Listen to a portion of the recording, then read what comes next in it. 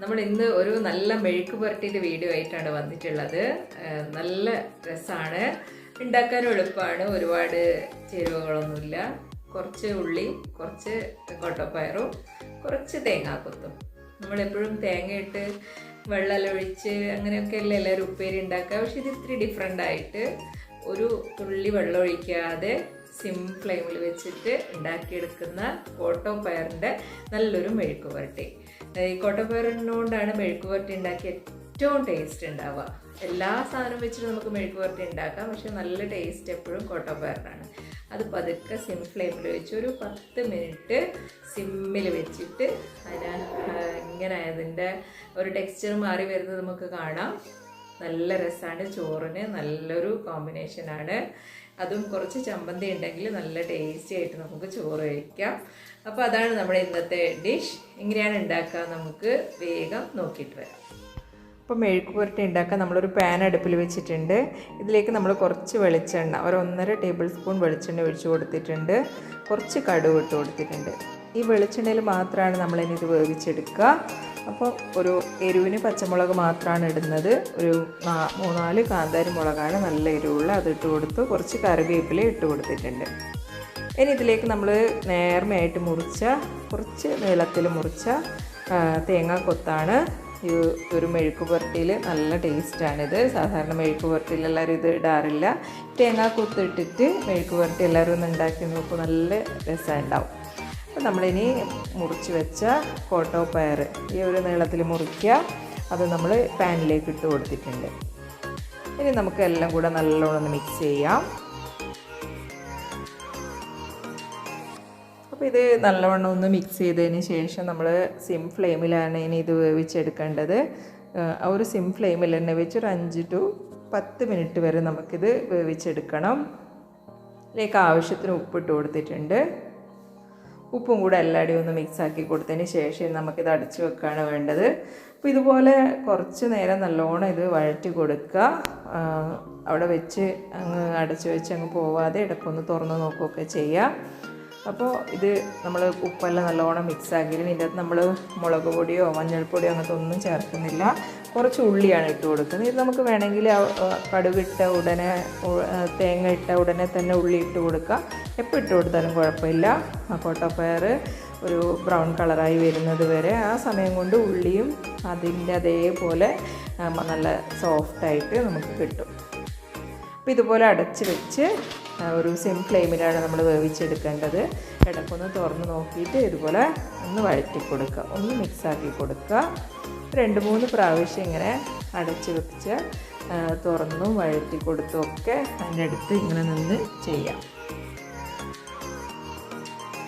ഒരു 5-10 മിനിറ്റൊക്കെ കഴിയുമ്പോൾ അതിൻ്റെ ടെക്സ്ചർ ഇങ്ങനെ മാറി വരുന്ന നമുക്ക് കാണും. ഒരു നല്ല ബ്രൗൺ കളറായിട്ട് കോട്ടപ്പയറൊക്കെ നല്ല സോഫ്റ്റായിട്ടുണ്ടാവും. അപ്പോൾ ചോറിന് നല്ല കോമ്പിനേഷനാണിത്. ഇതും ഞാൻ നേരത്തെ പറഞ്ഞ പോലെ ഒരു ചമ്മന്തി ഉണ്ടെങ്കിൽ നമുക്ക് ചോറിന് പിന്നെ വേറെ ഒന്നും വേണ്ട. അപ്പോൾ ഇതിപ്പോൾ ഒരു ഏകദേശം ഒരു 5 മിനിറ്റ് ആയിട്ടുണ്ട്. ഒന്നുകൂടെ നമുക്കൊന്ന് തുറന്ന് നോക്കാം. കണ്ടോ, അതിൻ്റെ പച്ച നിറം മാറിയിട്ട് ഒരു ഇളം ബ്രൗൺ കളറായി വന്നിട്ടുണ്ട്.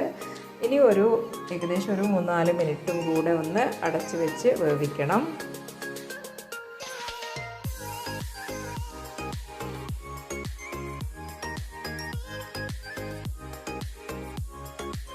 ഇങ്ങനെ 3-4 മിനിറ്റ് നമ്മൾ ശരിക്കും ഒരു 8 മിനിറ്റ് വേണം. ഒരു 2-3 മിനിറ്റെല്ലാം കൂടുമ്പോൾ ഇങ്ങനെ ഇടവിട്ട് ഇങ്ങനെ ഓപ്പണാക്കി ഒന്ന് അങ്ങോട്ടും ഇങ്ങോട്ടും ഒക്കെ ഒന്ന് വഴറ്റി കൊടുത്ത് ഇങ്ങനെ അടച്ച് വെച്ച് അതിൻ്റെ ആവിയിലും എല്ലാം കൂടിയാണിത് വെന്ത് വരിക.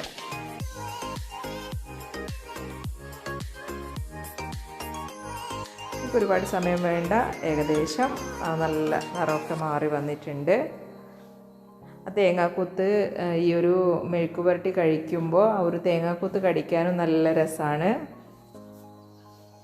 അപ്പോൾ നമ്മൾ സാധാരണ ചെറുതായിട്ട് മുറിച്ചിട്ട് അതിനകത്ത് തേങ്ങ ചിരകിയതും കുറച്ച് വെള്ളമെല്ലാം ഒഴിച്ച് വേവിച്ചിട്ടൊക്കെയാണ് ഈ ഒരു കോട്ടപ്പയറിനോട് ഉപ്പേരി ഉണ്ടാക്കുക. ഇത് ഇത്തിരി ഡിഫറെൻ്റായിട്ട് വെള്ളമൊന്നും ഒഴിക്കാതെ കുറച്ച് തേങ്ങ കൊത്തിട്ടിട്ട് ആണ് നമ്മൾ ഉണ്ടാക്കുന്നത്. ഈ രീതിയിലൊന്ന് ശ്രമിച്ച് നോക്കുക. എപ്പോഴും ഒരേ സ്റ്റൈലല്ലാതെ ഇത്തിരി ഒന്ന് ടേസ്റ്റ് വ്യത്യാസമായിട്ട് ഉണ്ടാക്കിയാൽ എല്ലാവർക്കും ഇഷ്ടമാവും.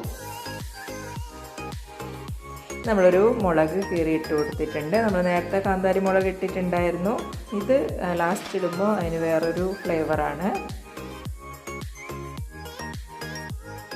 കുറച്ച് കറിവേപ്പിലയും കൂടി ഇട്ട് കൊടുക്കാം. ഇനി നമുക്ക് തീ ഓഫ് ആക്കാൻ ആയിട്ടുണ്ട്.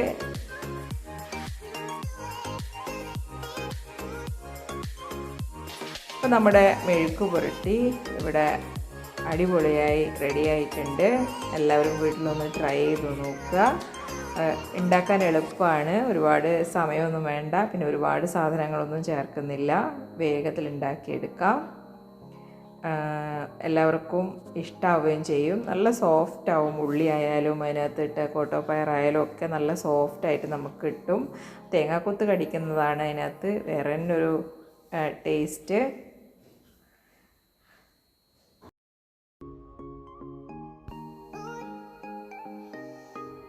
അപ്പോൾ നമ്മുടെ കോട്ടോ പയറിൻ്റെ മെഴുക്ക് പുരട്ടി, അല്ലെങ്കിൽ നമുക്ക് ഉപ്പേരി എന്ന് വേണമെങ്കിൽ പറയാം. ഇതൊക്കെ വറവ് എന്ന്, കണ്ണൂരിൽ വറവ് എന്നൊക്കെയാണ് പറയുക.